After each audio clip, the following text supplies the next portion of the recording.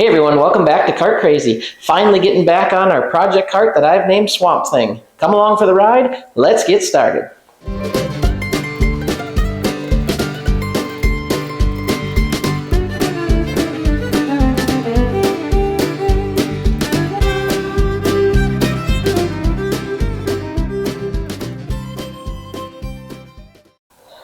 Okay, so it's been a minute since I was in the garage, and I thought I would get cracking on this a little bit today. It's a nice sunny day out, so I can roll this out and do some painting on it.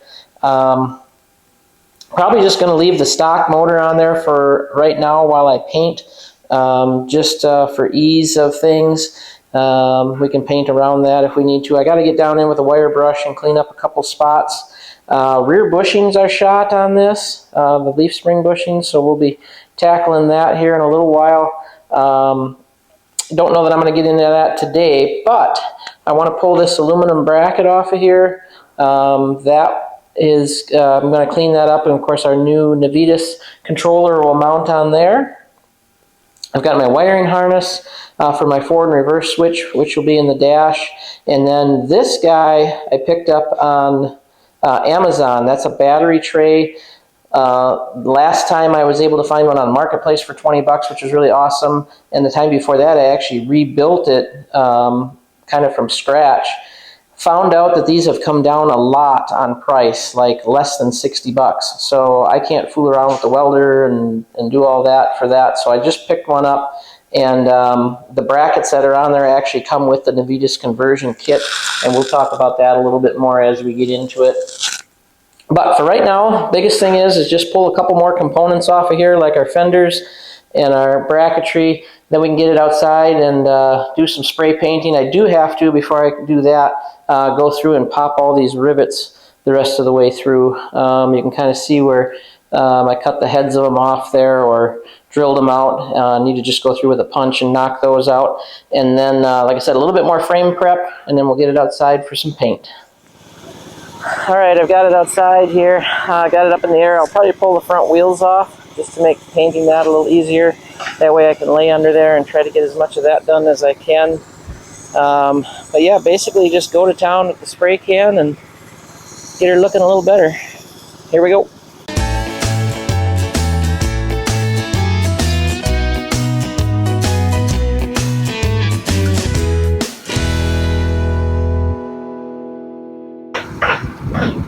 Alright, well that was essentially one can. There's a little bit left yet, but kind of running on fumes, so almost get the whole thing, at least in one application, done with one can. So 2 cans of that MRO, and if you're wondering what I'm using,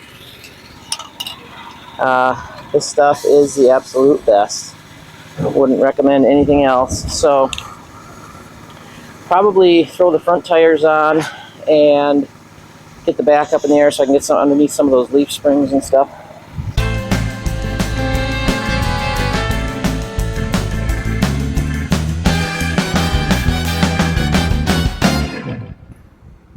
Alright, back in the garage here, and got some things done off camera. Didn't want to bore you with the unboxing and taking everything out and mounting the motor in and all that. That's pretty self-explanatory. You may struggle with this this motor, getting the old one off. They tend to get seized on. I'll show you the other motor over here. Those are splined into that axle housing, and they tend to get seized. So you just got to get in here. You can see my marks on here with a small pry bar, a small chisel. Just be patient. You don't want to go all caveman on it and take a chance of breaking your housing. I actually pried more so in here where there's some reinforcement versus like right here where you don't have a lot of extra. That way just it can take a little more force that way. But anyway, put my loops in so I could pick that big heavy motor up and got that mounted in. I've got the control box temporarily mounted. That isn't the way I'm going to leave it. You can see it's kind of crooked on there. That aluminum plate underneath there, you put that on first, and the holes don't line up. And I don't have a 1/4 tap here at the house, so I'm going to wait to mount that permanently I'll retap some holes into that backing plate and get that mounted in. But for right now, that's going to work.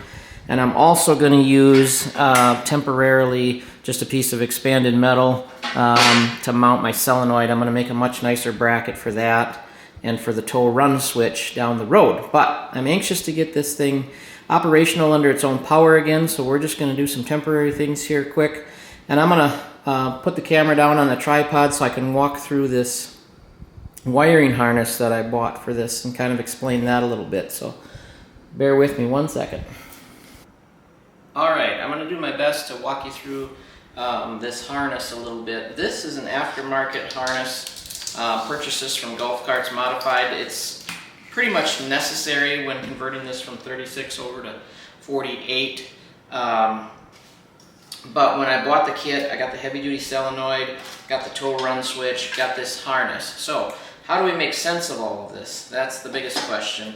The Navitas kit comes with this small I guess extra harness that actually goes back to the motor setup itself and just plugs in right here.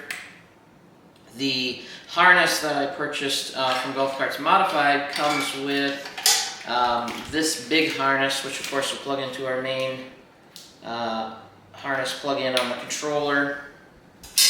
The tow run switch also plugs into that harness. Oops, wrong one. This one here, and I'm going to make a bracket for my tow run switch. This one and this one are not used in this application, so we'll be tucking those up out of the way somewhere. And then this is our original wire harness from what they call the pedal box, or your accelerator pedal. That's going to plug into this guy right here. Plugs in a little hard because I got it full of paint. These are going to go one on each side of the solenoid, and I'll confirm which one goes where in a second. The red is going to go to one positive side of the solenoid. Like I said, I'll confirm all this as we start buttoning it up. The long harness here goes up to the front. 2 for the on-off switch, 2 for the reverse buzzer. You have to have the reverse buzzer if you want to program and do any setup with the Navitas on the app on the phone. And then the forward and reverse switch is going to be these 3 guys right here. Now I noticed in this harness it's not long enough to go to the front where I want to mount it in the dash. This one's actually designed to be underneath the seat, so I'll probably be extending those wires, but for our purposes today we'll just plug them in. And then there's one more, I guess it's orange, it's usually red, but it's orange on this one. We'll have to cut that off and put an eyelet on there. That's going to go to the positive side of our battery. So, I know I throw a lot at you here in a hurry, but I'm going to make a temporary mount for that so we can get that and get our wires made. I got to make some 2-gauge cables. And there's the harness I was telling you about that comes from the factory Navitas kit. Plugs in right here. So let me work on a little makeshift stand for our solenoid. Let me work on some cables, and then I'll get back with you here shortly. Alright, so this escalated quickly. I had this nice wiring harness that I bought and was trying to figure out the factory pedal assembly. In other words, the wiring, incorporating it with the new harness. So things weren't making sense. Pulled up a wiring diagram on Navitas' website, and for some reason I was thinking this was going to plug into there. And then I started looking at the wires and the color code was wrong, and then I peeled it back a little further and realized that it switches colors. And then I followed it through the harness and it came out on the other side, and I ended up with this, which made no sense because obviously if I plug my pedal assembly into that, it's not going to go anywhere. So I did a little more digging and in the harness and found out where my green, red, white, and black come out, and it was on this plug-in, which I thought I wasn't going to use. This must be for like a newer style cart or something. So not a big deal. We're just going to cut these and cut this one probably right in here somewhere, and then probably use butt connectors on that. I can re-wrap my wiring harness and everything back up. Just temporarily use some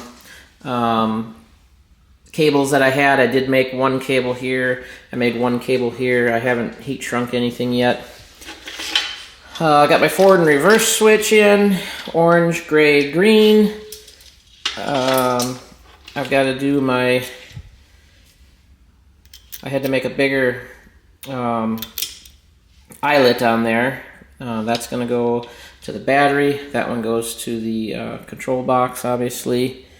So we're making progress. Blue wire on here.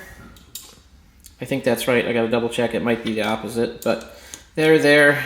Battery's going to go battery negative right to the battery. Like I said, positive right to the battery. And we are really close to firing this thing up. So a lot of messing around, figuring this harness out, but it's just about ready to go. So I'm going to button up a few things, and we're going to see if we can make the back wheels turn.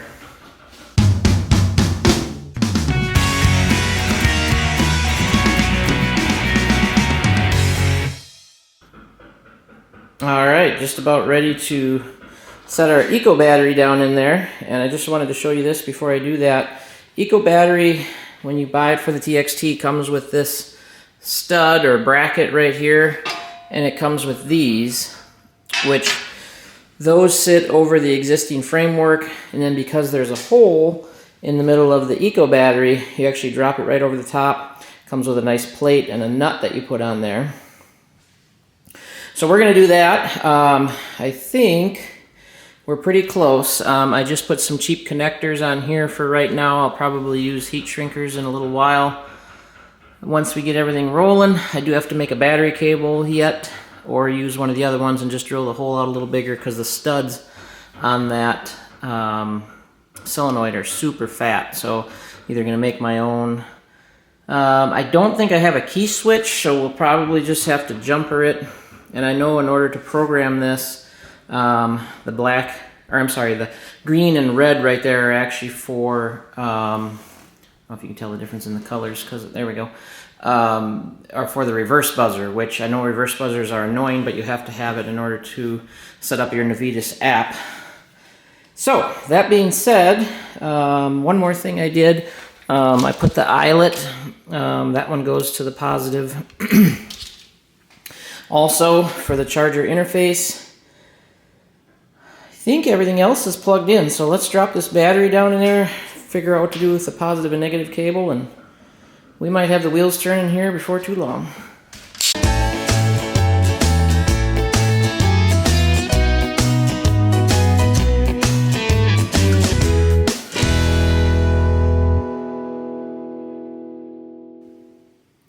All right. I think we're just about ready to give it the juice here. Almost needed an Encyclopedia Britannica to get this thing figured out. And there's only a handful of you watching right now that know what in the world I just said. But I know this looks like a rat's nest, and you're right, it actually is at the moment. But I've just got everything kind of sitting here. I want to see if this is going to work and do what we need to. And then we can start putting, you know, tape and zip ties and everything that we've got to do. So, just kind of recap here. Positive going over to the battery. Negative to our control box there. I made some new cables for those. I've got the on-the-fly controller plugged in at the moment. So that's what that big jumble of wires is there. Of course, that'll get run up to the dash when we're all done. But like I said, most of this is just temporary. Forward and reverse switch is right there.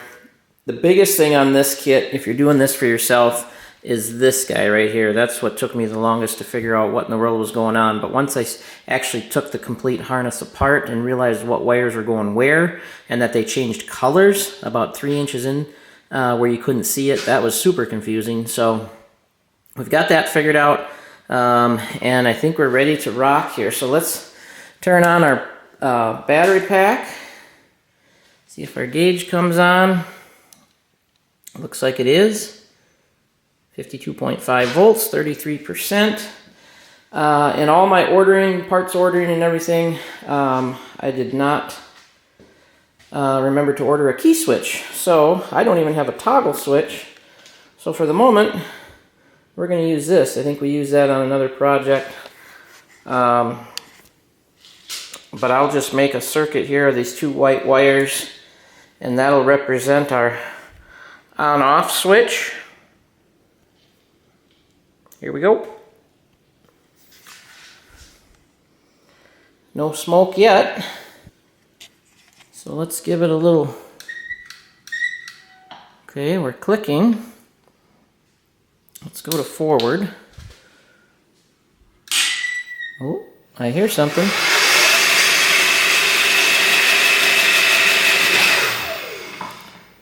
Wow, brakes are really noisy, so we're gonna have to look at those, but guess what? Success! It works. Awesome, awesome, awesome. Let's try something once. Let's turn our regen down. I'm not sure if that works without the app. I'm assuming it does.